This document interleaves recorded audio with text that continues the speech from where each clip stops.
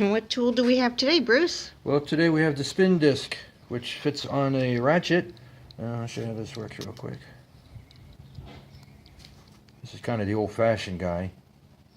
There, it's a 3/8 drive, and just slips on your wrench there like that.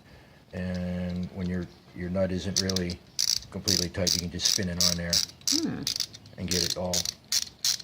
Run it up the studded thread there or whatever, and then when you're ready to go, you can ratchet right on there.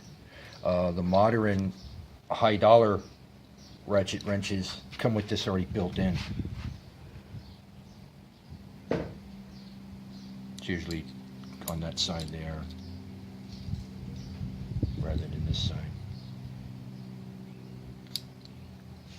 So that's our little item for today. If you see this at garage sales or anything, I'd pick one of these up, guys. The do-it-yourselfer.